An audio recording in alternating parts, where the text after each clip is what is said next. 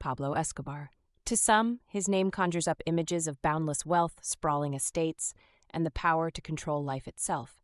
To others, it evokes a reign of terror, cities gripped by violence, and lives torn apart by drugs and bloodshed. And yet, to a surprising number of Colombians in his day, Escobar was something far more complicated. A man who used his riches to help the poor, a modern-day Robin Hood who gave where the government didn't, and whose shadow looms over Colombia's history like a ghost that refuses to fade. But how could one man be both beloved and despised? This is the story of Pablo Escobar's rise, his mythical status as a man of the people, and the dark legacy that led to his fall. The story begins in Rio Negro, Colombia in 1949. Pablo Emilio Escobar Gaviria was born into a modest family, his father a farmer and his mother a schoolteacher. From a young age, Escobar was ambitious, but not in the conventional sense. Legends claim that as a teenager, he dreamt of amassing great wealth and power, and he didn't care how he got there. Escobar started small, selling fake high school diplomas, stealing tombstones to resell them, and smuggling contraband cigarettes. But by the 1970s, he found a much more lucrative trade, cocaine.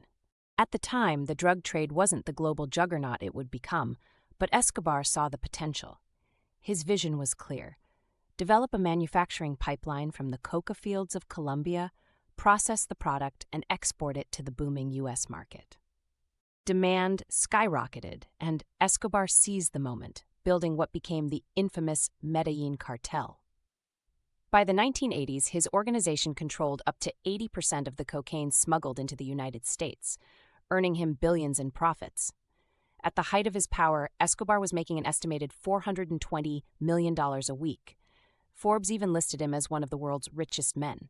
But Escobar wasn't just rich. He was a symbol of something far more complex. In the slums of Medellin, where many lived in unimaginable poverty, Escobar built schools, soccer fields, and even entire housing developments. He gave away money freely, paying hospital bills, funding weddings, and handing out cash to those desperate for help. To these communities, he was a savior, a man who cared when no one else did. Stories emerged of Pablo walking through poor neighborhoods, shaking hands and giving gifts, and his people adored him for it.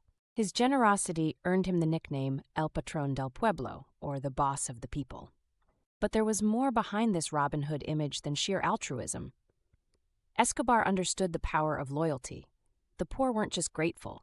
They became his eyes and ears, a vast network that would shield him from law enforcement for years. To them, he wasn't just a criminal.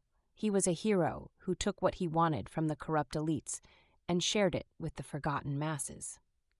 Still, there was an inescapable flip side to the coin. While Escobar gave with one hand, he took with the other, often violently. Behind the charisma and the charity was a man willing to do anything to maintain his empire. Judges, politicians, journalists, anyone who stood against him became a target. He offered his infamous choice, plata o plomo, silver or lead. Take his money and cooperate or face a hail of bullets. And many who refused him died for it. Escobar's reign of terror reached its peak in the early 1990s. He declared war on the Colombian government, unleashing bombings, assassinations, and kidnappings. In 1989, a bomb planted by his cartel on Avianca Flight 203 killed all 107 passengers aboard, a strike meant to eliminate a single presidential candidate.